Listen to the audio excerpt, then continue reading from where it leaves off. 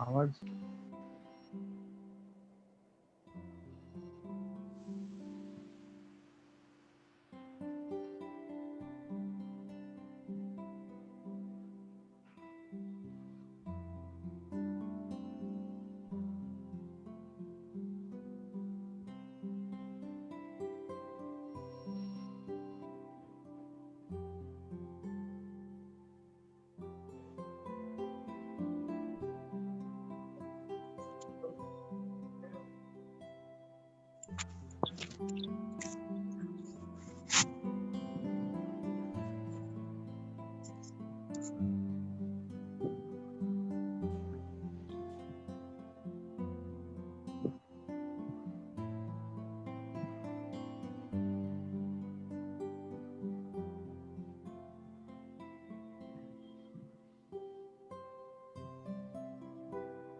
Okay.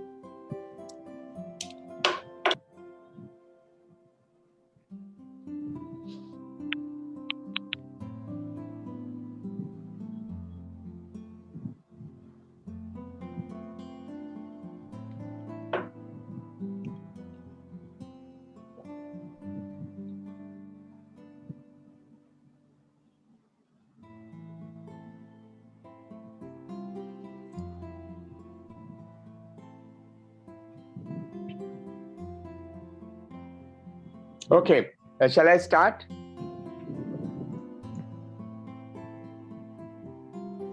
Hi, sorry. Yeah. So 1 minute, Okay. yeah? Yeah. Is my visibility okay? 1 second. yes. Very good. Your visibility is very good, Dr. Bharve.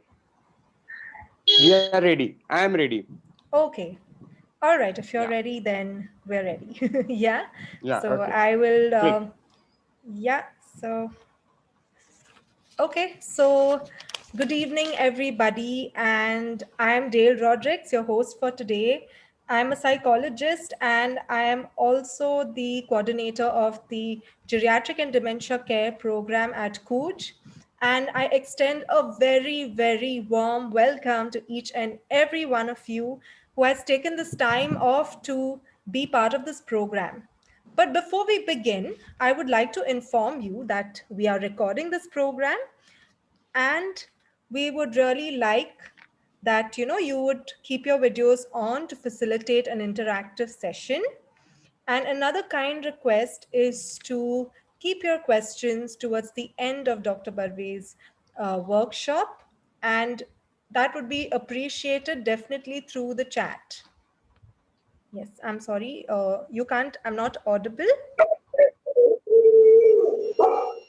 Yeah. Okay.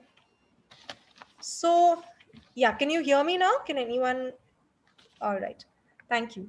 So, we are aware of the challenges that life throws at us, even more with the pandemic situation at hand. It is very hard to bounce back. So, let us hear much more about this from our facilitator for today, that is Dr. Rajendra Barve, who will guide us on using the tool of mindfulness. A little bit about Dr. Barve is Dr. Rajendra Barve is an MD, rechristened Acharya Sugat, consultant psychiatrist who is a mindfulness teacher by design and an author of 25 books on mental health, harmony, and happiness in Marathi. He secured the first rank from Mumbai University. He was the president of Bombay Psychiatric Society from the year 2007 and 2008. He is an HRD trainer as well as a well known TED Talk speaker. So, Dr. Rajendra Barve, over to you. Namaste. Let me check. Am I audible to everyone? Yes, we can hear you very Yes, well, doctor. Dr. Barve. Thank you. Thank you very much. Namaste. I must congratulate Coos for the wonderful work they are doing in this field of mental health, particularly the less appreciated class of people, that is geriatric population.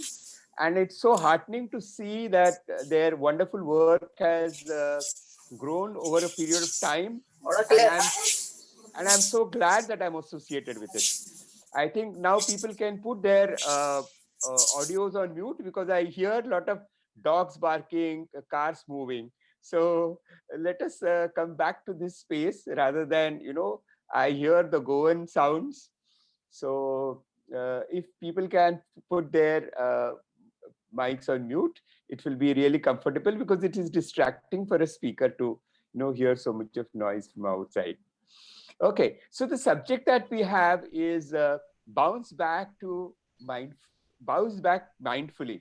All these words you were not familiar with. Of course, mindfulness is known for a long time, but bounce back is something that we have heard only recently.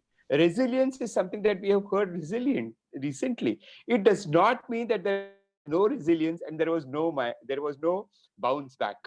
But the pandemic has suddenly brought all these things like resilience, bounce back, mindfulness, taking care of oneself, as if taking care of oneself was not there in the community, in the focus. So we are going through a very challenging times, and particularly bounce back is very relevant today, because as you might be aware that the pandemics all over the world have been studied very well by social psychologists, sociologists, and mental health professionals also, to find out how people react. So we'll see it at two levels. Number one, at a very personal level, and also at a community level.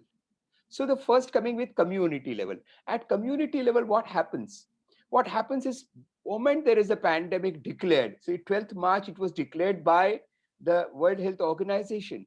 And then following that, everyone started talking about pandemic. And the initial response was what? The initial response was fantastic, terrific heroism.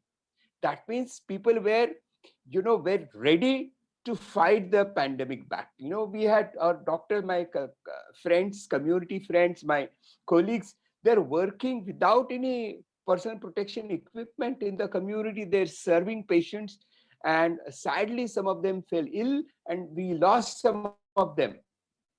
But that was the time of heroism. We were very proud. We are very proud of these people who worked as corona warriors, COVID warriors in the first few months. And this heroism brought about a lot of change in the community. Become aware of how to go about, how to step out of the house or how not to step out of the house, how to be more concerned about whether we touch our face, whether we touch our noses and eyes, and all that was very natural. Suddenly became aware of all these actions. This was also there. A lot of heroism was there because people came with a lot of community surveys. The ventilators were suddenly discovered on the shop floor of an automobile company, and people were ready to fight it back. Slowly the heroic phase kind of slowed down, and sometime in May or so, May, June. And we saw a phase where we started accepting it and started having a honeymoon with the COVID pandemic, because we were at home, we were working, men were washing utensils and helping their wives, and the children were at home. They didn't have the exam, so they were very happy that they're at home and doing something. So everyone said, this is the time for us to be here and be with them, be with the family, spare time with the family, spare time for the family. So this was a period, this is world over known as the honeymoon period of a pandemic. It sounds very weird. You can't have a honeymoon with a pandemic, but still called a honeymoon phase. which indicates that people now have accepted the reality and they're at home and they're taking good care of themselves. The third phase is sometimes started in July, August, or late July. And now that's a very, very important phase, because after the heroism, after the honeymoon phase, when we started, getting adjusted with it, we soon realized that this kind of adjustment that we are doing is not bringing the kind of results that we want. So the figures rising in the city like Mumbai, in almost everywhere in the country, and the most advanced states like Maharashtra and Mumbai were falling prey to the pandemic. And we had kind of, lost faith in that 15th August, we may get our vaccine, but which didn't come. We thought that Ganpati will bring a good festival. That didn't happen. Then we thought, okay, now at least there is more, testing. So more people are detected, so more people will be treated. Very sadly, this didn't happen. And all pandemics enter a phase called disillusionment or despair and depression. If you ask me, currently the community is in this despair, disillusion phase of pandemic. You might see people in now, it's in Mumbai, life has about 70%, 60% resumed. Of course, there are no locals, no trains, no buses are there, and people are moving, but the traffic is not very heavy. So, but if you look at people, whatever part of the face is visible, you will see that people are not having that sparkle in their eyes. They can't seem to be really feeling at ease moving about. They tend to look at each other rather suspiciously. If you see someone walking without a mask, he gets stared at as to what the hell are you doing. So this is the state of mind. Even if you dare to come out, you're not very, very comfortable. You come home and you feel like, when will I get my sanitizer? When will I take my bath? When will I change my clothes? And when people come around, say, oh my God, is there someone with a active coronavirus inside and is throwing it out to me? This is the phase of disillusionment. And we have to be very careful. We have to be very careful in this phase, because this is where the pandemic may pick up again. And people always said about the second wave. Remember, people said about the second wave, which came in England, which came in other parts of the country, which came other parts of the world. Why did it come? Because they were in the disillusion phase. And in disillusion phase, what happens is, because of the fear, because of the disillusionment, because of the despair, because of the depression, immunity goes down. And when the immunity goes down, that's a very fertile ground for the coronavirus. We know for sure that immunity is one thing which more or less gives you a good backing to fight the coronavirus. So we have to be very careful now that we don't remain in the disillusioned phase now. And as the world over, people have said that after the disillusionment phase, there is a phase called innovation. That means people come with better enthu, they're better equipped, they're wiser, they're more mature, and they want to go back to life by innovating their life, by taking up a new lifestyle, by taking up a new way of living life, going into a new normal. And we expect that the life will be just like what it was in, say, early Jan or February. I wish that was true. I wish that is our hopes were realistic. But that does not seem to be the reality. Let us face it that that is not the reality. And for to face this very, very bravely, we need to bounce back. So this phase of innovation is bouncing back to normal. And the normal is not normal as defined earlier. This has to be a new normal. Many people ask me, what do you mean by new normal? It's just going back to what we were. I said, no. It's like you must take this into account, that we have to get into a new normal phase. It's like, say for example, you are in India and you travel or you settle down in Australia. Would you like to continue the kind of footwear that we wear, the clothes that we wear, the festivals that we have, the kind of heat and the winter and the cold and the rainy season to be there exactly like India in Australia? No, that's not possible. You can't say that because it is winter, because it is very cold in, say, in Shimla or so, so I'm going to wear my woolens, and maybe very hot in Australia. So is that normal? No. The new normal is in a different setting. Now you might say new normal is a word which is not very clear. And I'll tell you what, in 2008, almost everyone knows there was a terrible economic debacle and the banks collapsed. The Golden Sachs, the huge banks, they simply collapsed and they were nowhere because of the crisis in the financial world. And the economists then warned that when this crisis is over, don't expect to go back to normal. You will have to go back to new normal. And if you don't go back to new normal, you will be like exactly facing the same crisis as it was earlier.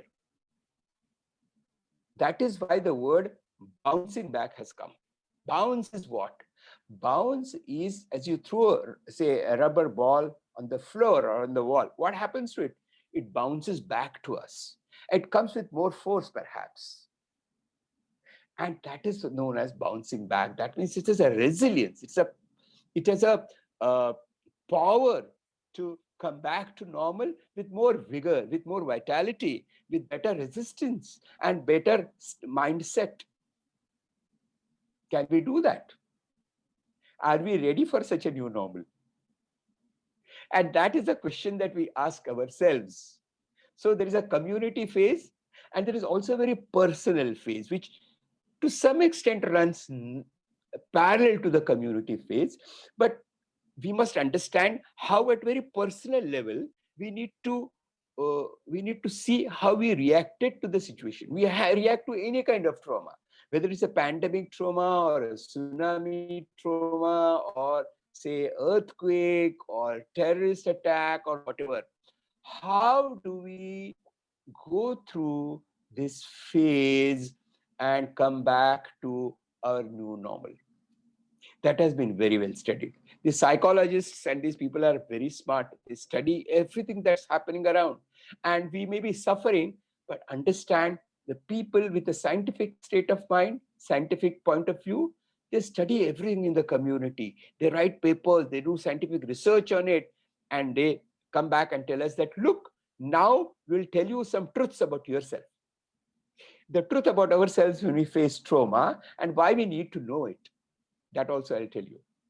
The first reaction that happened in the community also actually, and we saw some people saying it, and it happened in personal life also, will say, oh no, that's not true. I mean, there is nothing like pandemic, there is nothing like a COVID-19, it's all just a political game, it's all brought by China, by this and that, so on and so forth. So this is known as a denial phase. And if you want to see a classic denial phase, watch any Hindi movie. Whenever there is a death of near and dear ones, say if a heroine loses her father or brother or someone, what does she say? She says, nahi, aisa nahi ho sakta. Oh God, ye nahi ho sakta, ye nahi hai, is the denial phase. Wherein we can't simply accept the reality. The body, the ego says, no, that's not happening. This is not true. So we get into a denial phase. And sometimes you will find in the community, people are still in the denial phase. ऐसा कुछ नहीं है, ऐसा pandemic वगैरह कुछ नहीं होता है, सब वैसा लगता है लोगों को. Actually, you can do anything bindas. That's not true. Sadly, people have died because of this so-called denial. This denial is followed by a terrible anxiety phase. Oh my God, what's happening? Like in the film, the heroine or the heroine की माँ says, "Oh, अब मेरा क्या होगा? मैं कैसे जीऊंगी? मेरी life तो बर्बाद हो गई." That's a very, very anxious, very, very concerned about self, concerned about well-being of the self, and looking into the future and seeing it all black and saying that there is no light at the end of the tunnel, it's only a tunnel. So that's a phase of terrible anxiety. What's going to happen to me? What will happen to my family? What will happen to my dreams? Very anxious. This is followed by a phase of terrible anger. And we saw it sometime. Fortunately, it was not a huge way in the community, but at personal level, yes. There were moments when you, me, everyone felt very angry. We're very really pissed off, the right word. We're really pissed off this thing. ये क्या है? ये क्यों हो रहा है? अभी क्यों आया? अभी तो एग्जाम है, अभी तो पास होना है, अभी तो कॉम्पिटिटिव एग्जाम्स है, अभी so many things to do. It's my wedding date is around, and we are going to celebrate birthdays, festivals, and what is this? So we're very angry. And we didn't know with whom we are angry. We can't be angry with a pandemic. I mean, there's nothing like, can't catch that virus in our hand and say that, why are you here? It's visible only through the electron microscope. So there is a phase of anger. In Mumbai, we saw that anger at times when people suddenly came out on the streets and they tried to create little mischief. And some of the corona warriors were attacked by people. So that's a phase of anger. And then this phase of anger is very powerful in the sense it gives you a lot of energy to fight it back, but it's used the wrong way. Followed by this anger phase is a phase of depression. Remember, I just talked about the disillusionment phase in the community. This is at a very personal level.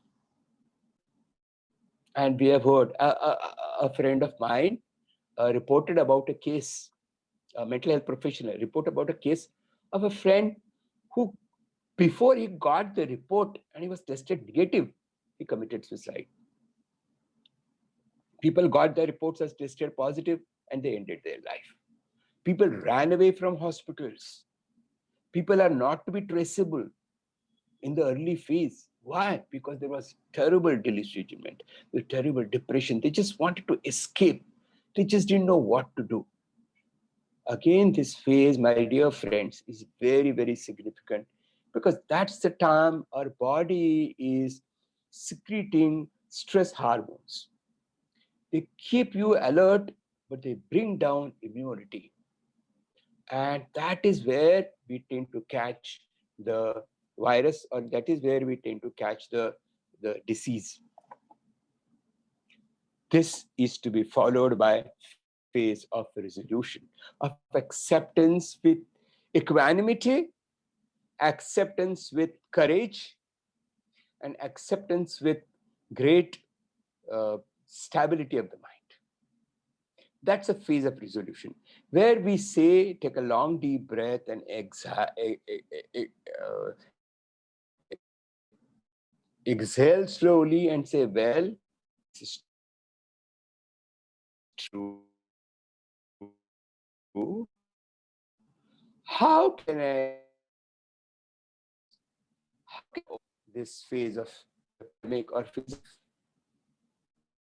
called phase of resolution? And if that doesn't occur, being in the same state for a very long time, they keep on feeling depressed, sad, they blame it on things. There are fights in the family, there is violence in the families break, they become dysfunctional. And what happens is the softer targets in the family or in the community are completely ignored, they're completely marginalized. Children and elderly, they get simply marginalized in terms of resources, in terms of attention, in terms of love, in terms of being. That's the story. That's what happens. And I'm sure Goans are more equipped with Sushigat spirit than what the rest of the world, rest of the Indians are. And we always look up to Goa to say that, well, here are the people who seem to be very happy. Okay. Oh, that's a stereotype that word has created, but individuals and people are saying everywhere. Could we like to believe in these stereotypes, which gives us some kind of a courage and say, well, okay, if they can handle it, why not we? Okay. So this is the phase in which we are today. And I told you all this because there is a very interesting story When I was preparing, I was reminded of that story. The stories of a mullah, uh, Mullah Nasruddin. Mullah Nasruddin is very well known for his, crisp dialogues and crisp statements that he makes. And when he was working in his farm, he saw a young man coming, and he stopped thereby and said, "Mullah ji, Medina kitna dur hai?" So Mullah ji didn't answer. So he shouted, thought Mullah ji सुन नहीं सकते, जोर से पूछा कि मुल्ला जी कहाँ है Medina, कितना दूर है? No answer. Then he came and shouted in Mullah ji's ears and said, कितना दूर? Mullah ji didn't answer. Then this guy started walking.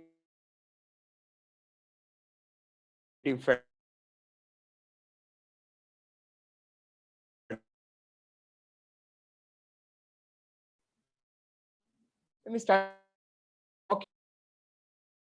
आपको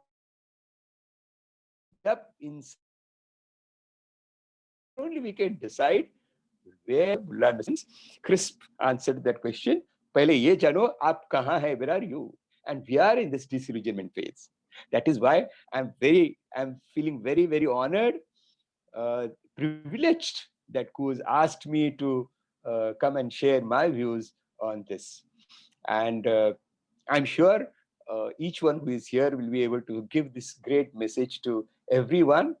Not great because I say it, no, message because great because it's a truth, it's a reality. Okay. So again, going back, and people studied this, the scientists, the psychologists, and the social scientists, they studied who bounce back better. What is it in that these people that allows them to bounce back? What is it in that? What character they have that they can bounce back? And can we pick up these traits from people? And interestingly, the statement that came is that, well, actually, everyone is resilient. Everyone has a tough mind. Everyone is capable of bouncing back. It's only that we don't know that we are inherently resilient, inherently tough-minded, inherently able to overcome crisis. You ask me how? Simple. This is how we have evolved. Don't you think that we have evolved? We were an amoeba, and from that one single cell, multiple cells came and multiple tissues came, and a four-legged animal suddenly stood up and started walking. Why? Because we innovated, because we found new ways of living, new ways of surviving and carrying on in life. That is the story of evolution. That is why we are the super apes. And you know what? The most important thing that human beings have, which is not there in all the animals, even a small ant can bite you and can make your life miserable for a few seconds. We don't have that kind of inner power also, the physical power also, or a huge elephant or a cheetah which runs at 80 miles per hour for a few minutes, or a beautiful stag that runs fast, or a bird that flies. We don't have that, but we are blessed with our superior brain. In this superior brain lies this power of innovation, this power of bouncing back, this power to override the fear, power to override the negative emotions. Because in terms of crisis, when there is fear, like I told you about the anger, sadness, depression, despair, disillusionment, what happens? I told you how it affects our body. What happens is this fear, this anxiety, they are such powerful emotions. They are such powerful emotions that they overtake our thinking process. We forget to think rationally. We kind of lose this power of thinking rationally, logically, sensibly, creatively, innovatively, because the fear overrides everything. It's like in this time, it's an emotional hijack. Like the pirates ride a plane and say, now go where we want you to go. It will not follow the path that is given to you. That is what the emotions do to us. That is what fear does to us. And bouncing back is what? Understanding this, grasping this reality, completely accepting that we are working under terrible cloud of fear, of anxiety, of looking at the future, or wondering whether what happened in the past will happen again in the future. All these emotions are very powerful. In the part of the brain called emotional brain, it becomes so active that simply cuts off the thinking brain. Say, you shut up. The fear will decide what to do, not logic. And that is why bouncing back becomes difficult, because though the power is there, fear overtakes. It rides, and then we can't do anything. Many times when patients come with panic anxiety or anxiety disorders, or generalized anxiety disorders or depression, I ask them a very simple question. I ask them, what is meant by a horse rider? Even in their state of mind, they said, what a foolish question, sir, you ask. Horse rider is one who rides a horse. So I say, why do we do that? I said, horse has more powerful legs. It has more power inside. So it can run for a long time. We will not be able to run so fast and so quickly and so long. So we ride on a horse and use the power of horse and go ahead. I asked them, suppose it doesn't happen this way, and instead of you riding the horse rides over you. Even depressed people laugh. They say, how is that possible? What will happen? So the horse will kick you and you will be in the ditch. I said, see, now this is common sense. This is what happens when you let emotions override you. The emotions could be anything. The emotions could be deep impulses of anger, of sadness. This is how suicides take place. This is how homicide take place. This is how self-torture takes place. This is how masochistic people, make life miserable for themselves. Sadist people make life miserable for others. Because the impulse is so strong that it overrides. Currently, the impulse of fear, anxiety, depression, despair is there within us. Whether you are aware of it or not, I don't know, but it is there for sure. So, what is bouncing back? Bouncing back is riding a horse, taking the reins in our own hands and going ahead. So, this is bouncing back.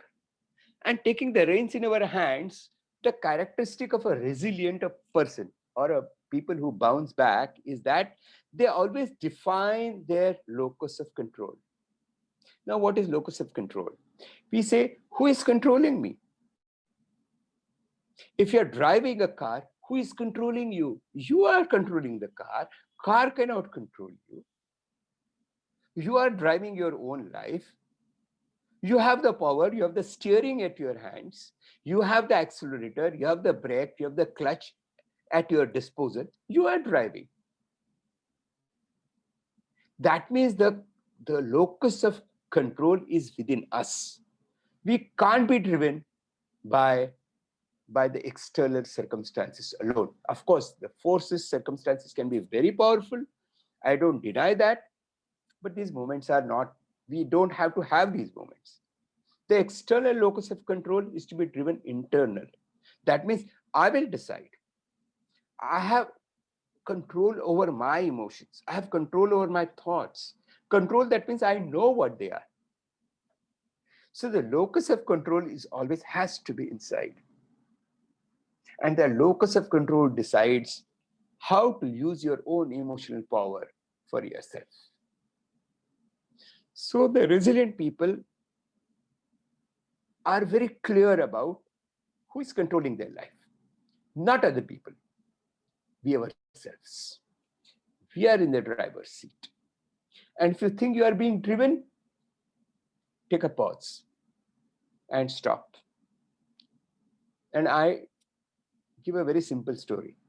I said, your life, suppose your life is a movie, and you are the protagonist of the movie. You are the hero of the movie.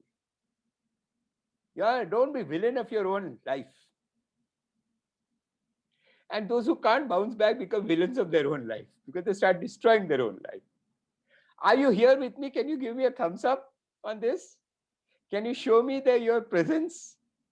Are you there? Just click and say, maybe in the chat box, say that you are listening to me. Okay, good. Thank you very much. Good. Thank you very much. Oh, they're coming big way. Thank you so much. Thank you everyone for paying attention. Very good. Thank you. So this is how, thank you. I'm distracted now. Okay, so locus of control is inside. So this is the first C of the resilient way, of the bounce back. C is control. Second is, they don't see life, they don't see it as a threat, they see it as a challenge. When can we innovate? We can innovate only when we see it as a challenge. We say, what can I do to get back to what I was or do better than what I was? They always operate from the position of strength. Position of strength. Very, very important. Position of strength. That means they're aware, acutely aware,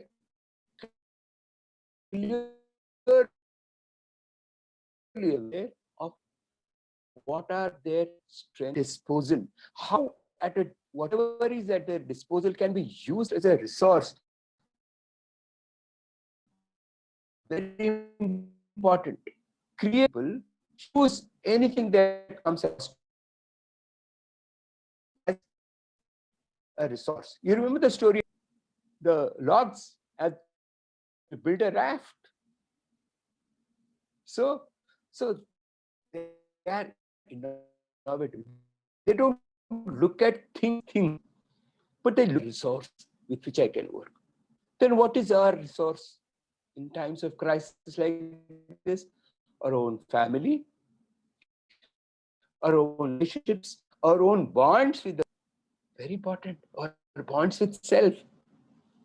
And we need to operate from that position of strength, not from position of liability. Because when we say, I can't do it, you are operating from the point of view or a position of weakness, of liability. People say, it's okay to say that, but I can't find my weakness. I said, because you are already in the weakness phase, so how will you find it? You have to step out to see that you are in weakness. If you're in a dark place, you say, there is no light. Of course there is no light. You have to get out of the place. So you have to think out of that box of weakness. And they say, how is that possible? I tell them a very simple story. I tell them, look, suppose you want loan and you go to the bank. I'm just checking my time. Yeah, still have time. So I go to bank and look at and ask for loan. What do they see? You are going there because you have a liability, obviously. But does a bank manager say, I'll give you a loan because you have a liability? No. He looks at your assets. He looks at your assets and says, well, you have so many assets. Against that, I can give you something. So many people forget that when they go to the bank is looking at your assets. They're not looking at your liability.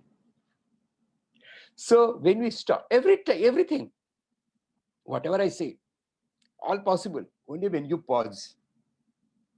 When you pause and think, look back, look inside. This pause is a very powerful word, but we have forgotten it. Life has become so fast suddenly, even in Goa, I guess. Life has become so fast that we forget there is something called a pause. So when people come and talk, I said, pause. Stop. Take a long deep breath. Exhale slowly. And you'll realize that what you're talking, does it make sense or not? So when you walk into a bank manager's cabin, you're walking with asset, walking with strength. And they look at your strength. They look at your experience. They look at your age. They look at your own achievement that you have achieved so far. And when they look at that achievement, they said, well, we can extend a loan to you. Bank manager does that. The most difficult people to give, part with money are looking at your assets, and we look at our own liabilities. So operating from field of strength gives them the power of looking at things as a challenge, not as a threat. Very ordinary thing, actually. But this will all come only when you pause. If you just get carried away in the flow of anger, despair, depression, disillusionment, you're lost. It takes only a breath. You are breathing, a breath comes, you stop and you are no more. So take a breath. Very important, this phrase in English, take a breath, take a pause. That is important. And that is what really matters. The third C that resilient people have, do it and you have no confidence, what is stopping you? They look at me as if I'm, what am I talking about? Am I visible, audible? Suddenly this has changed.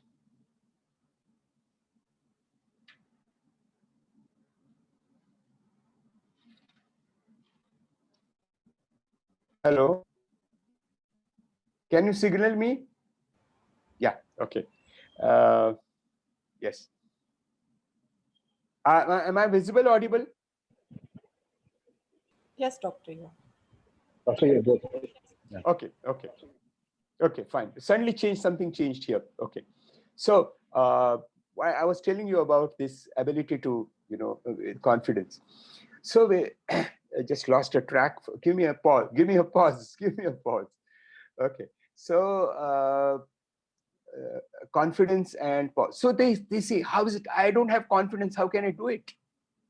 And I tell them very simple. I said, desire is the will. If you have a desire, it's a will. And the desire is like a small seed. And that grows. Confidence will gather on the way. Confidence is skill-based. Never forget that. Confidence is skill-based. When we keep on doing things again and again, we tend to gather skill. Like, to begin with, this webinar business was so alien to me. I didn't know what is mute, what is unmute. And the earlier webinars, which I luckily did it in IIT, there were technologists who rushed and said, no, this is, oh, I I said, this is so simple. At one point, I thought I don't have the confidence to do it, but I learned the skills. So confidence is based on the skills, and skills are possible when you do it again and again. And why do you do it again and again? Only based on your desire. Only based on your will, not willpower, your will. You want it.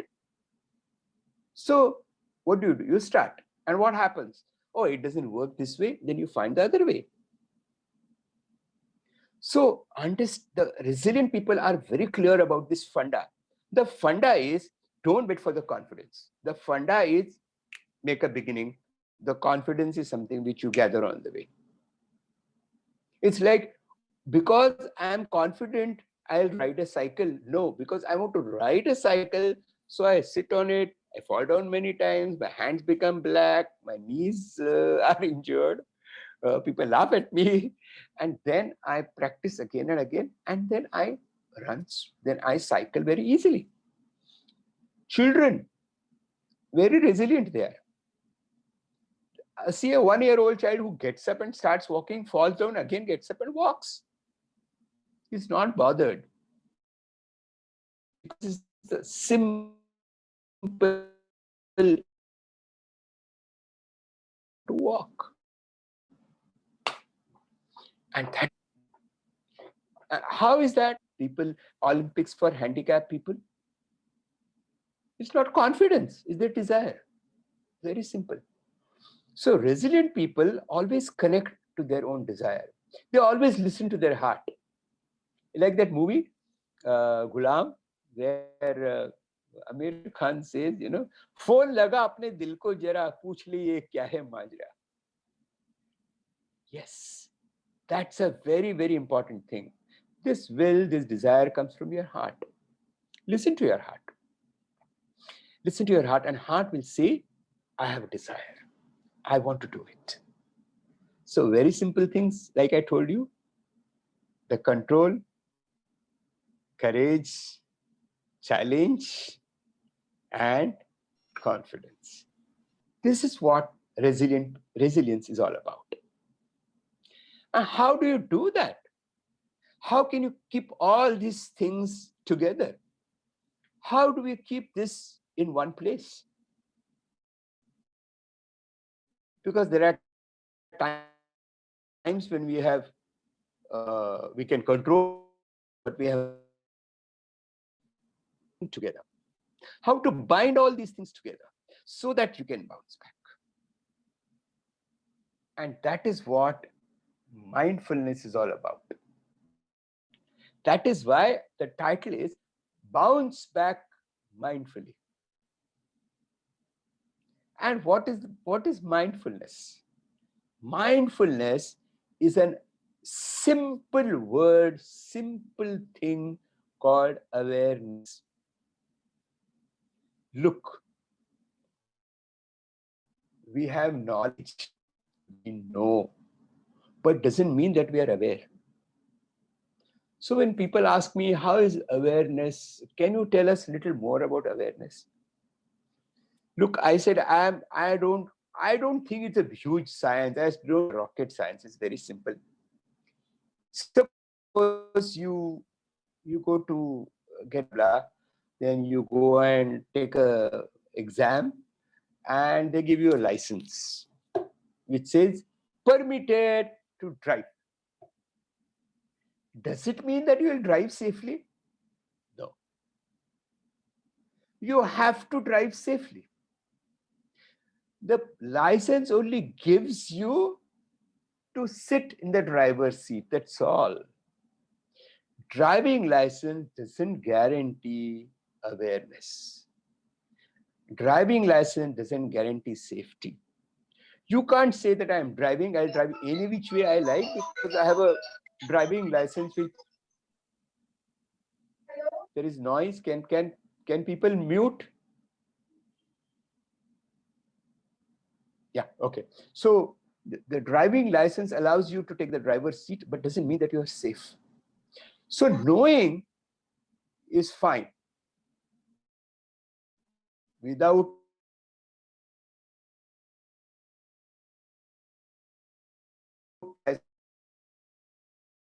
not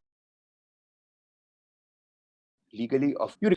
What works is your plain, simple awareness. Many people say it's so right. I said, yes, I am right. Fine, I am right. But would you be aware of it? So this is what happens when we give exams and we come home and we solve the paper and we say, oh my God, I made a mistake.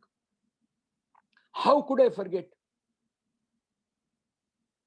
You forgot. Why? Because you were not aware of the facts. The fear was so much of completion, blah, blah, blah, that you simply lost it. So you suddenly became non-aware of your own strengths, of your own memory, and you made a mistake. That happens. So awareness of everything that I told you is important. Everything that I told you maybe is based on some scientific research, based on a lot of common sense, lot of experiments that we have been doing. That is there in the books also, which is there in the Wikipedia also, which is there in the Google also. But Google can't find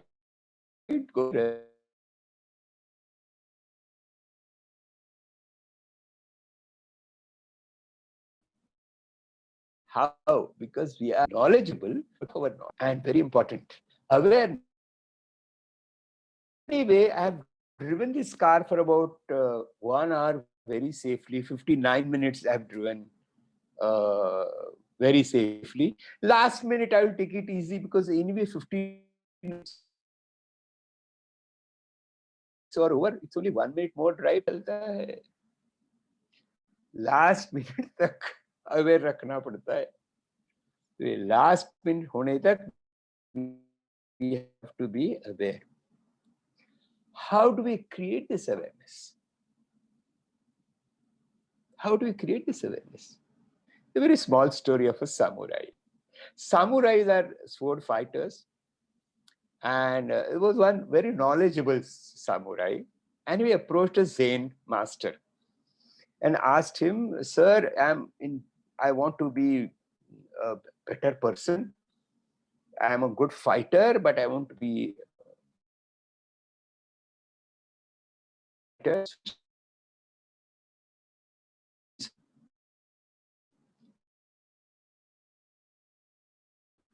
So the guru will come and give him some lesson, some sermon, and he will read some scriptures, and he'll say, "Okay, you are now you are a better person, better warrior now. Go home."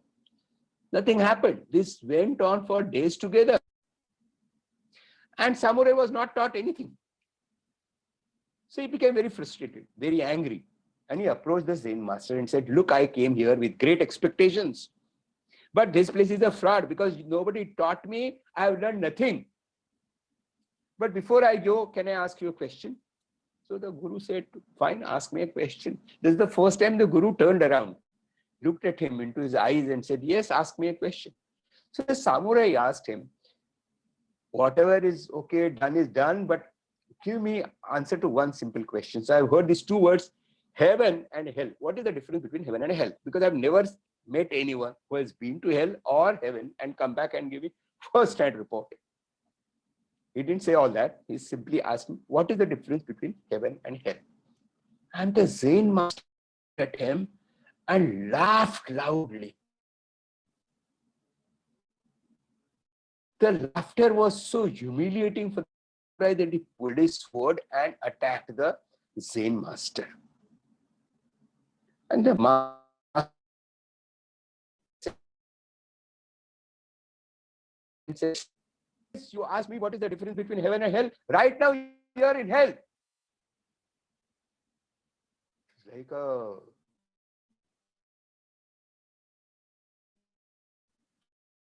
sudden shock to the samurai. Sat down, breathing in and out, and the guru approached him put his hand on his head, shoulder, and said, "Wake up, my son. Some time back you were in hell. Now you are in heaven." So the samurai got up and said, "So the heaven and hell are not outside. They're all inside." He paused and said, "But I have read this in scriptures. Kingdom of heaven lies within you. I've read Tattvamasi. I've read all this in scriptures." So the Zen master laughed again and he said, "You read it? You learnt it by heart, but you had never realized it. You were not aware of it. You were not aware of it." And very important thing, the Zen master told the samurai, you are not only aware, but you are aware that you are aware. That means when you lose your awareness, something inside tells you, "Look, you are not paying attention. Pay attention, pay attention, pay attention." So we are not only aware, we are aware that we are aware. What a great blessings we have, that we are aware. Not only that, but we are aware. So we can change our awareness. Time 7:30. I still have some time. So how do you create this awareness? And how do you maintain this awareness? That is the skill that you learned through mindfulness. It's not something which is fallen from heaven or fallen from the sky and you have to catch it. It's not like catching the horizon. No, it's not like that. It's there with us. At times we are deeply aware of ourselves. Actually, when there is pain in the body, we become acutely aware of the pain. We constantly say, "I have a headache, I have a headache, I have a headache." So constant awareness of the pain. Painful experiences tell you that. They suddenly make you aware of themselves, of the pain, sight. So brain is capable of becoming aware. But we have to train the brain. So bouncing back to new normal is what? Training the brain to be aware. Training the brain to be aware of its own strengths. Training the brain to be aware of all the possibilities that lie within us. Training the brain to maintain the logicality, the rationality, the innovation, the creativity. That is our power. Not lose it. And what makes us lose it? I've told you earlier. Our emotions, our past experiences, our worry of the future, that drives us crazy and we lose awareness. Mindfulness teaches you. Mindfulness trains your brain to remain focused. Focused on what? Focused on the present moment. So if you've heard my TED talk, my first statement that I make, my first question that I ask, "Are you here?" So let me check, are you here? Physically you are here, but mentally you may be stepping out. You can just walk out in a fraction of a second and go anywhere that you want. You may think about the cooking, about the next day, about the evening, how to go home, how to reach home, what to say to the kids, what they're going to ask me, blah, blah, blah, blah, blah, blah. Those moments you are not here. Mind is a very wandering thing, extremely wandering. It never remains steady at one place. It is always wandering. And a wandering mind is unhappy mind. Wandering mind is unhappy because it is always either in the future or in the past. And when it is in the future, it is always worrying about it. And when it is past, is always regretting it. That means you're not here. So the wandering mind is to be brought at one place, to be disciplined, to be trained to be at one place.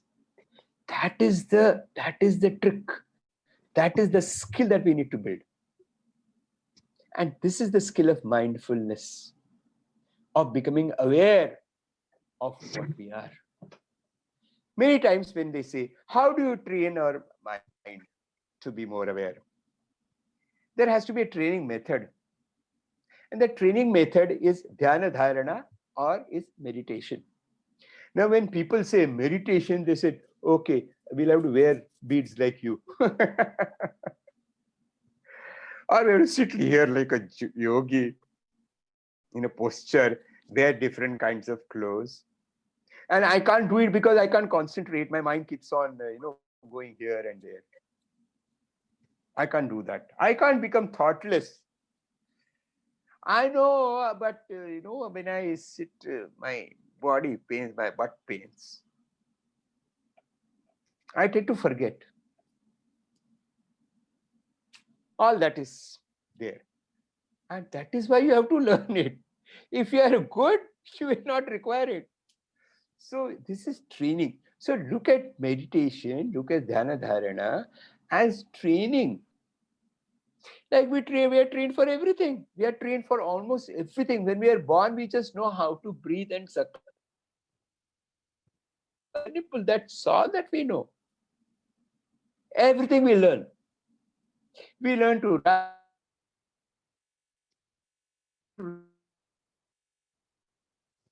read,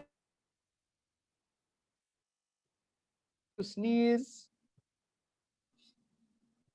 We have, as we are there,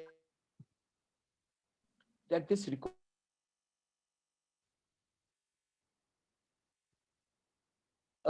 who are the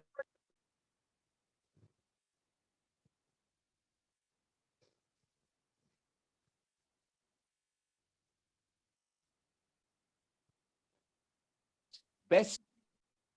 They learn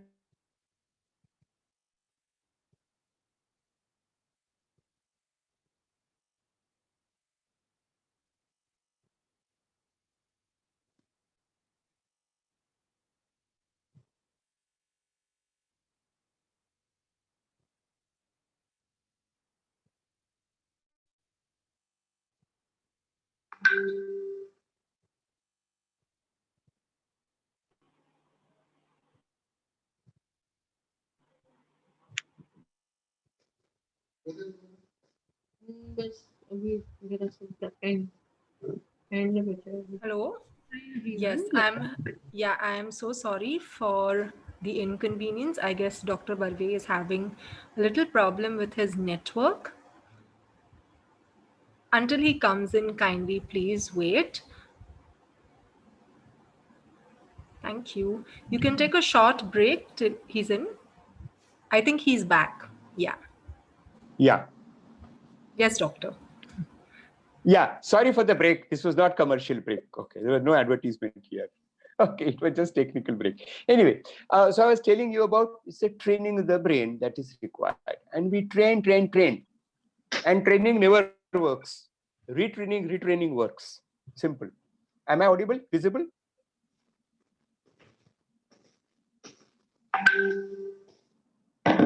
Yes, doctor. Yeah. Okay, fine. So we need to train. And when we need to train, we must know the technique. And the mind wanders.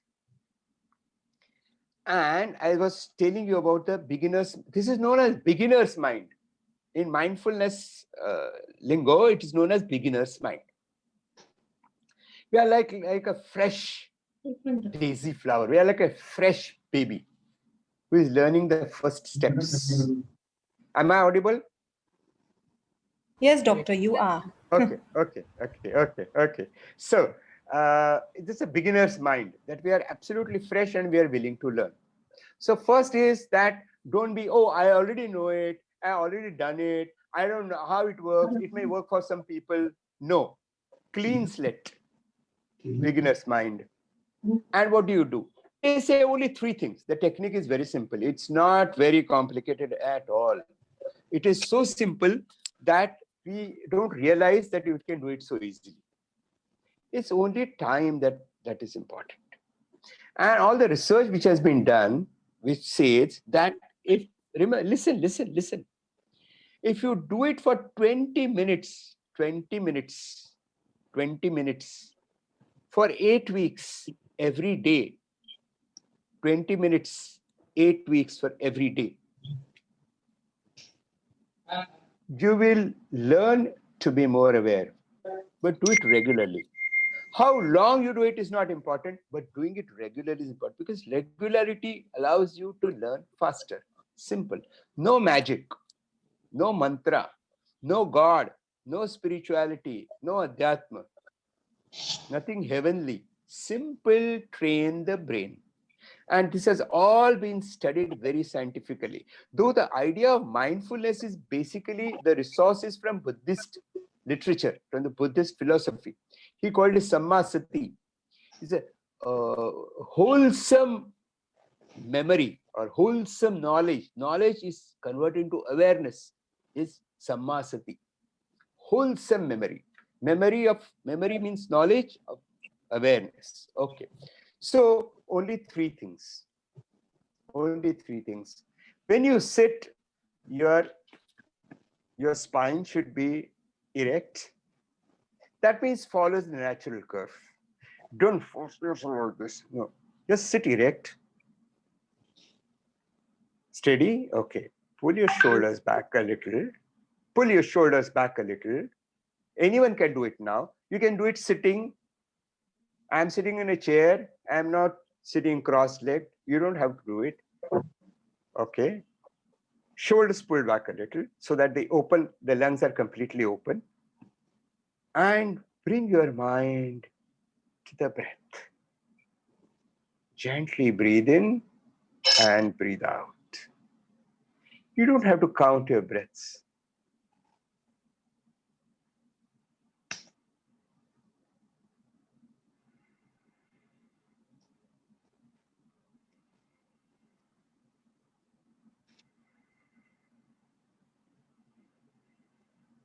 You can hear? You can hear because I was not talking. Close your eyes and focus your mind on the breath. I'll give you one trick. Your exhalation should be longer than inhalation. Your exhalation should be longer than inhalation. So breathe, and moment you start breathing, your mind will say, oh, I just have this pain here. I just want to scratch here. I just have to go to the loo. Oh, I forgot to make that call. I don't know whether I switched on the phone, switch off the phone, this, that. Everything comes like this. What do? Let it pass. Let it pass. Let it pass. All the feelings which come to your mind, Buddha said, they are impermanent, they are anitya, they are anicca. Those who have taken vipassana, they will know. Anicca. They pass through the mind. They pass through the mind. They pass through the mind. Everything passes through the mind. Name it. Don't say I'm thinking. Say I have a thought in my mind, and that thought will pass. Don't wait. See, it's very simple, yaar. Simple. If you see waves in the sea, do you have to push them back? No. They go back on their own. So the thoughts come and they pass. They come and the impulse rises and it passes. You have to see it. You have to witness it. So the thoughts, feelings, bodily sensations, intentions, impulses, everything start rising. Just name them and say, I am breathing. There was a thought and it is passing.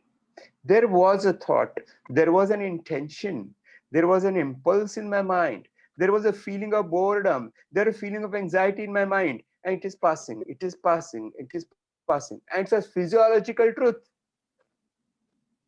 All the emotions are created by neuroendocrinal system, which rise and fall, rise and fall, rise and fall, exactly like a wave. So they come and go, come and go, come and go. So when you remain very steady, where are you then? You are with your breath. And where is your breath? This moment. You can't breathe for something that you require after 5 minutes. Or you can't say, yesterday I was running, I didn't have enough breath, so let me breathe now. Not possible. You can't breathe for yesterday or tomorrow or for after. Yes, say, 5 years later, I may develop some asthma, let me breathe. Not possible. Not possible. So, Not possible to take a call now. Okay. So let your mind be here, completely in the present moment. And in the present moment, there is no regret. There is no worry. Because the mind runs ahead, catches the fear of the future, and experiences in the present moment. It goes back, catches the regret, and experiences in the present moment. Worry and regret may be about the future and the past, but they're experienced in the present moment.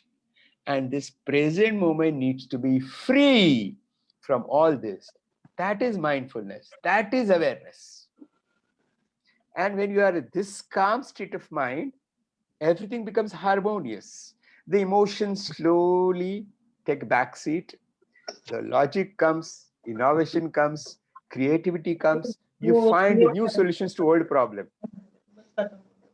That is the story of mindfulness. So whatever that I've told you, it is possible by training your mind.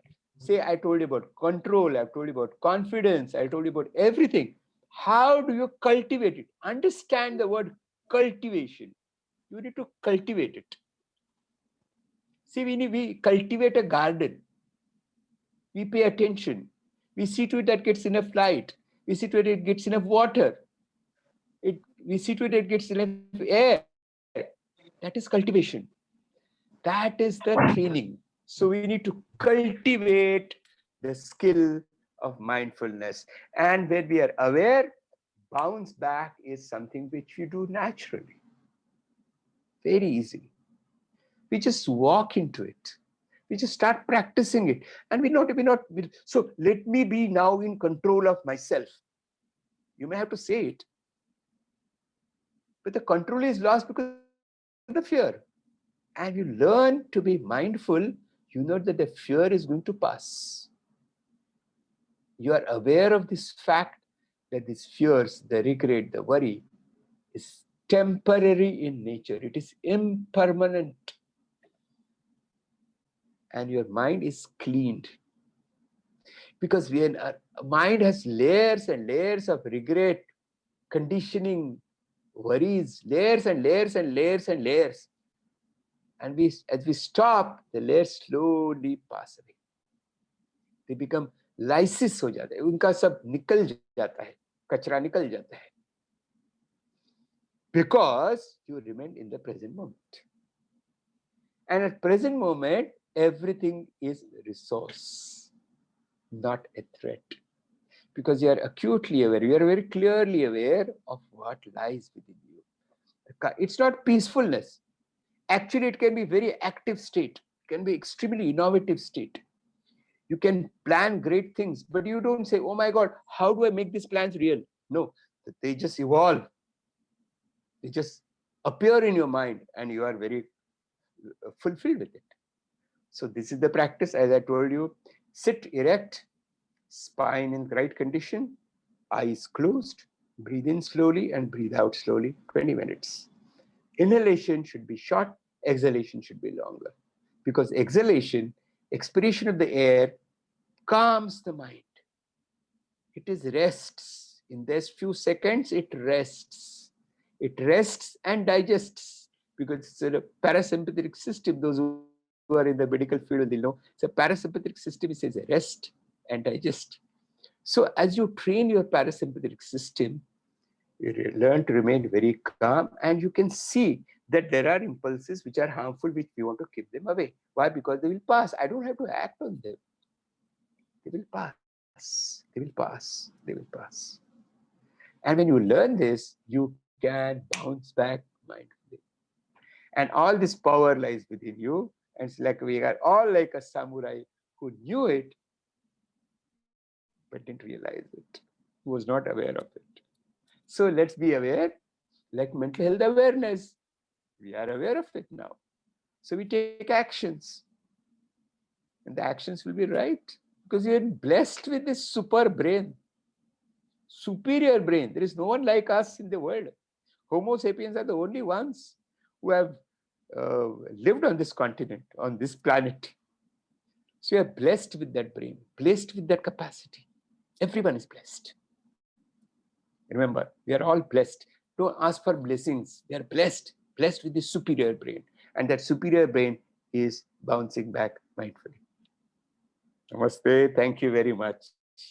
I'm very grateful to you that you allowed me to speak, allowed me to express my ideas, though I'm a little dramatic, over dramatic, melodramatic, but it's only essentially to push a point across so that you will remember it. And you remember I told you about the 20 minutes for 8 months. Yeah, this film, this film Drishyam, that Ajay Devgan says 2nd October, 3rd October. I said, yaar, iske dimag hai director ke paas. Usne barabar bola. So you have to express everything 20 minutes for 8 weeks. So pick up things and do it well. Thank you very much. I'll be very grateful. I have a lot of answers. So ask me questions. Thank you so much, Dr. Barve. It was so insightful and inspiring and so interesting to know that if we just wait and pause and we can learn so much from that. So thank you so much. Yes, there are a lot of questions that have been coming in. So I will just, Okay. I will just read out Yeah. to you. Yeah, I will have a sip of water. You continue. Definitely, Doctor. Okay. Go ahead. All right. One question is, how can people be mentally strong and then just simply get scared with Corona?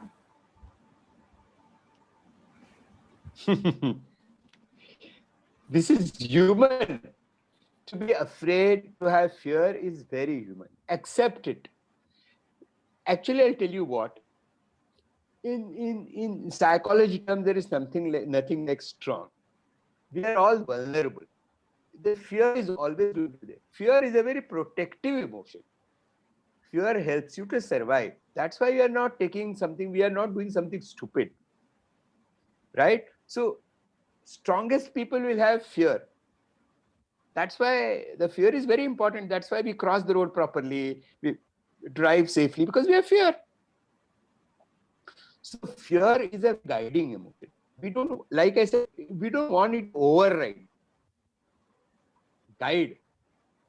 Tell us the right direction, not push us in the wrong direction. So Corona, fear is going to be everyone. I had fear of Corona. You will have fear of Corona. That makes us alert. That makes us look. Things can go wrong. So take care. Yeah. Thank you, Doctor. So there is nothing wrong in being afraid of Corona. Yes.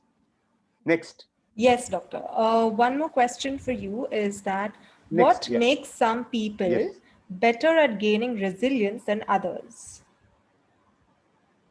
Yeah, maybe. There are a lot of research on resilience, and they have said that resilience is an inherent trait in some people. That means they have been born with a more steady mind, more stable mind, more resourceful mind, more positive state of mind. So some people are blessed with superior, like some people are physically more healthy, they don't get infections very easily. Some people are they are very tall. Some people are born very graceful. But there are some people like that, but some people are not like that. So what that is why we require to train the brain. Even see, Lata Mangeshkar, she says, I've trained myself, and we hear she sings as if it's like so simple. But she says, I still have to do riyaz. She's a blessed woman. She's a Bharat Ratna. Most graceful singer ever created in the world. But she says, I have to practice. So sweetness of the voice is God's gift. But training is important. Thank you so much, Doctor. We have another question. Yeah. So here there's mindfulness is all about bringing the present and awareness. Saho yoga is this. So, sorry if I'm not pronouncing it well. So yoga is the same. I want to know about chakra healing, if you can throw some light on it. Okay. Chakra healing is creating more energy within oneself. Now, this is a system. That means it is based on observations of some yogis, that there are some energy centers in the body, and we remain very, very firmly focused on the present moment, firmly focused on the breath. This energy, chakra. The chakra is a symbolic representation, because circle is powerful, can move very fast, right? So that can be stimulated, and you can have more energy. So that is chakra dhyana. So it is a very powerful way of energizing oneself, and you will see some yogis have a very brilliant expression. They have an aura which shows a lot of energy and calmness. Perhaps some of them are practicing chakra dhyana. I am practicing. So it's just to remain calm, focused, and it has to be. You have to have training for that. So don't do it without a teacher. I was blessed with a teacher. So you can of course you can study it on the net. There are some very good sites. Study it on the net, understand it, and if it is to come, it will come very easily. In the sense, just remain focused on your body, keep on doing it, and slowly you'll feel more energized. This is essentially because of the chakra turning or chakra ved or whatever. When you feel calm, that means you conserve energy. You don't waste your energy. So it is conserved. And when you have conserved energy, it shows. So nothing mysterious about it. It's just a way of doing it. Yeah. There are many ways of doing it. Saha yoga, transcendental meditation, many different ways of doing it. A rosary is a way of doing it. Namaz is also a way of meditation. So everyone finds their own way. You can reach Goa by flight, you can walk, you can cycle, you can come on a motorcycle, you can come on a bus, but ultimately you'll reach there. Correct. Different methods. Yes. Thank you, doctor. Another question is, how do we overcome fear in general? Okay. And I'll give you a very simple example. Fear makes things opaque. That means you can't see through the fear. You can't see through the fear. So it becomes opaque. So when we pause and let it pass, you'll be able to see through the fear. You don't have to overcome. You don't have to control fear, because fear is self-controlled. Fear passes on its own because we hold it, so it stays with us. So there is nothing like controlling fear, but just letting the fear pass, letting the thought pass, and then it passes, and then you feel strengthened. But the fear will come there, but understand the fear is your guide. Fear is making you alert. So that alertness is very important. And that alertness leads to awareness, and then it passes.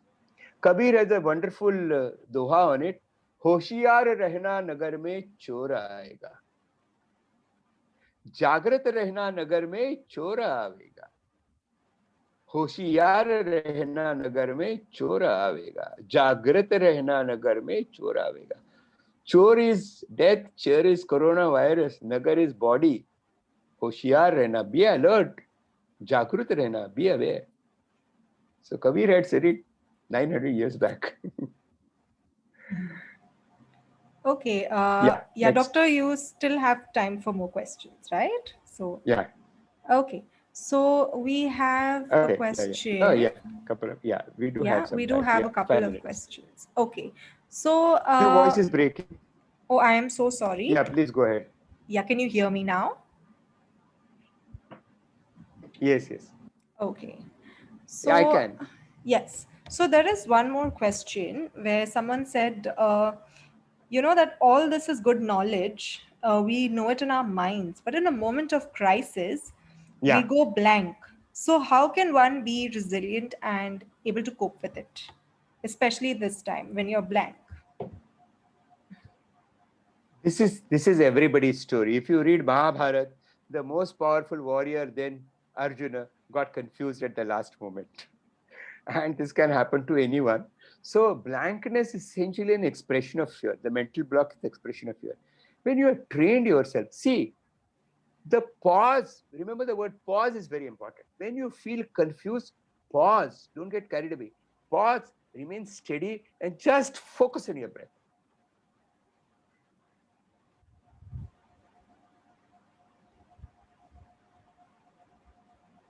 I always say your power is one breath away.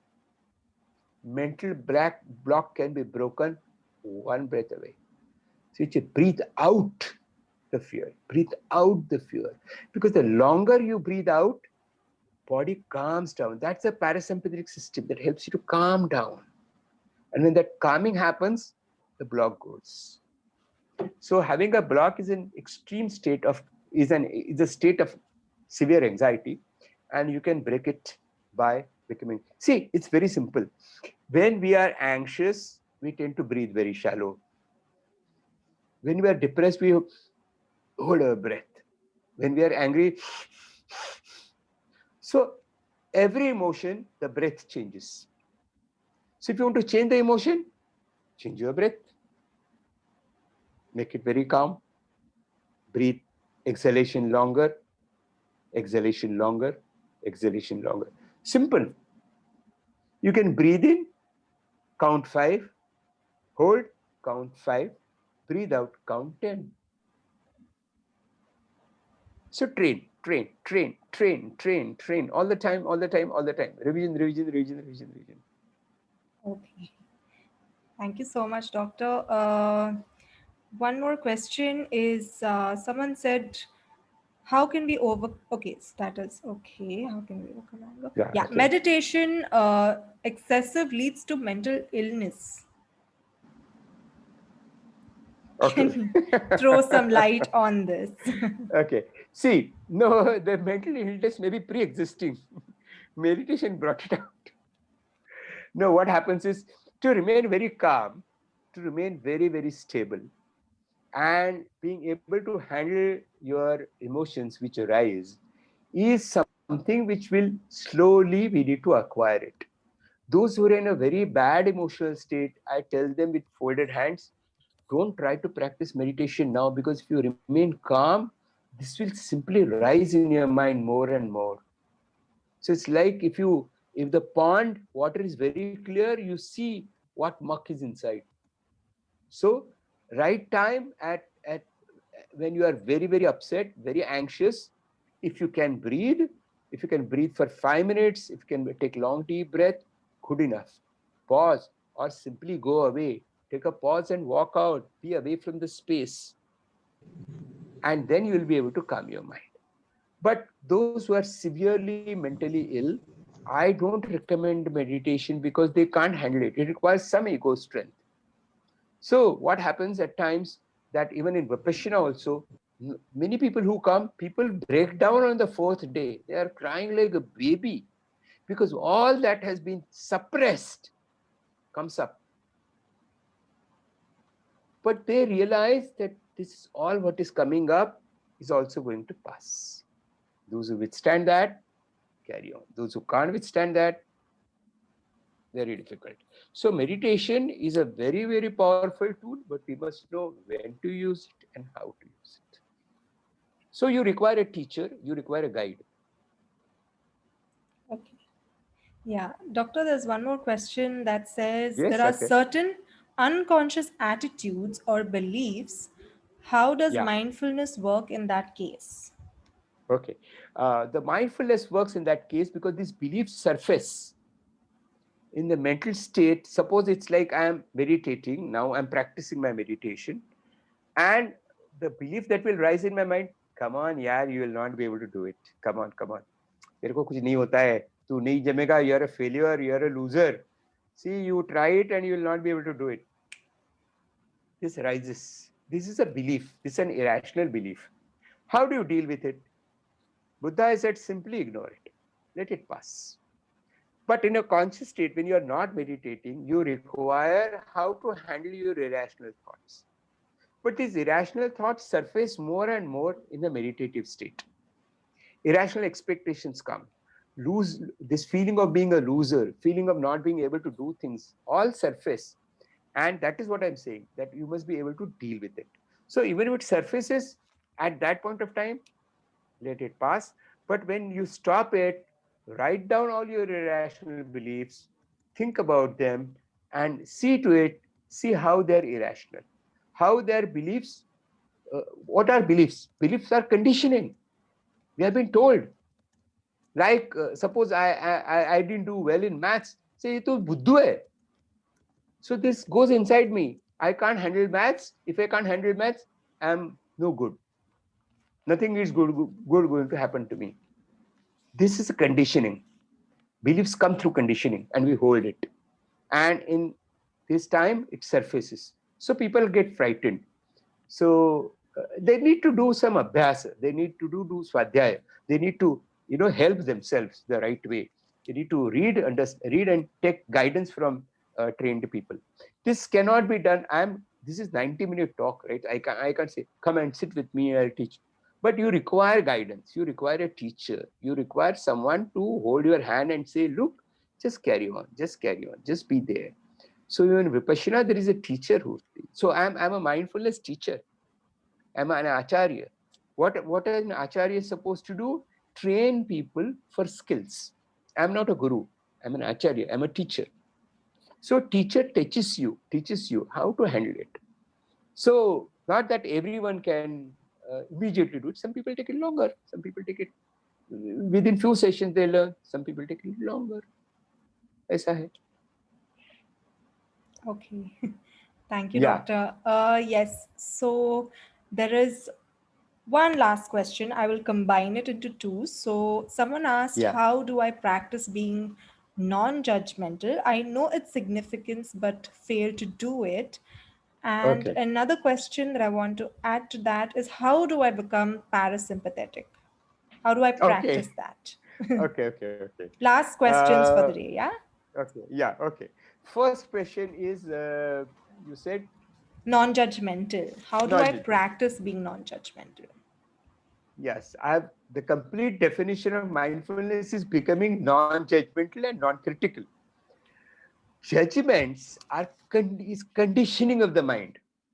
Understand, we are conditioned to think in a particular way. Our friends, our teachers, our parents, movies, songs, everything condition us, and we become judgmental. Yeah, aisa hai, waisa hai. Like I said, Goans are going to be sushegat. What is that? That's a conditioning. It's a stereotype. People are people, but this is a conditioning, and that becomes a belief, right? So this belief is there deeply ingrained in us, and these beliefs are their conditioning. So you have to break through the conditioning. And how to break through the conditioning? Understand that this is a judgment. Understand this is through conditioning. This is not reality. Reality is something different. Reality is not what you see, but what you think you see. See the difference? Is not what you see, but what you thought you see. So judgments are like this. I'll give you a very simple, just in a minute, I'll give you an example. Suppose you hear a huge blast, big noise, say in Mumbai on a busy street. Oh my God, terrorists have come and they're shooting with AK-47, and people will just run because they will think that a terrorist has shot an innocent person is died. But somebody comes and says, well, they were not terrorists, they were the commandos, and they were shooting the terrorists. We just escaped from the prison. And say, oh my God, this country is so safe, right? What changed? Your emotions changed. Why? Because this was a judgment. This was a conditioning that we had. So the conditioning is very powerful, and we have to see through the conditioning. ये थोड़ा मुश्किल होता है, but possible. It's like when you step out from an AC room outside, there's a lot of steam on the glasses, and you'll see you'll not be able to see. It becomes very foggy. What do? You don't say it's fog. Take out the glasses, wipe them clean, and wear them. So conditioning is like this. Judgments are conditioning. Criticism is conditioning, and seeing through the conditioning is what is training of the mind. That is why you require a beginner's mind, which is unconditioned. Mushkil hai, but we have to work towards it. And second question, how to train the parasympathetic? Oh, yeah, parasympathetic system. Simplest way I already told you. Breathe in.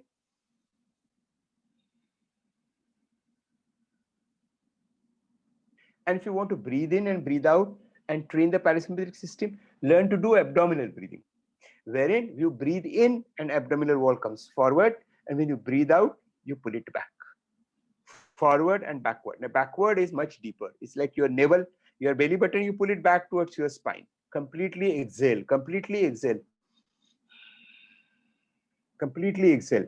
And you can exhale completely by pulling in your stomach muscles. And that you keep on doing. Kapalabhati is a very powerful way of doing it. Kapalabhati, Anulom Vilom, Pranayam, they train the brain to activate the parasympathetic system. Breathing is simple. Simple breathing, that means longer exhalation, is the simplest way of parasympathetic activation. And training, exercise is very important because it it trains the brain, it trains the body, it trains the heart to build power to calm down fast. Because an athlete has a lower heart rate, so he can withstand more pressure. There's a lot to be said, dear. Lot to be said. I have said very few things. Yes, doctor, thank you so much for compiling so much of information into such little time and giving us this time of yours. So thank you so much. I would like to make a small... Let me say Yes. the last word I want to say. I am very grateful to you, grateful to Koos, grateful to my dear friend Dr. Peter, and all of you to listen to me. I am happy that I could say a few things to you. I find myself blessed with company of you people. And the last words is what Buddha said, Atta Deepo Bhava. Let the enlightened be within. This is the thing what I would like to say today. Thank you very much. Thank you so much, doctor. Thank you. And I would like to end the session by just making a small announcement. So on, So on the 10th of September, on the 10th of October, we are going to celebrate World Mental Health Day. And it is celebrated all over the world. And we, Coach Mental Health Foundation, is organizing mental health through reel. Okay, so basically this is an event using films to capture various aspects of the importance of mental health with an aim to build awareness towards the same. So do join us on the 10th of October 2020, again at the same time at 6:30 p.m. and experience this event with our esteemed panelists and gain your own perspective to mental health through cinema. So we will see you there. Okay, and before we end, I would like to thank Dr. Barve once again and his team for facilitating this workshop. It was really beautiful and very helpful. I also extend my heartfelt gratitude to Torrent Pharmaceuticals for sponsoring this platform of Zoom for the meeting. And a big thank you to the management of Cooch for working tirelessly to make this program successful. If you would like to contact us for this program, our number is 9822562522. And if the meeting ID as well as the details are given on the poster. So again, a big thank you to the Cooch team. And last but not the least, I would like to thank each and every one who are part of this workshop. Thank you so much for being here. Stay safe. Good night.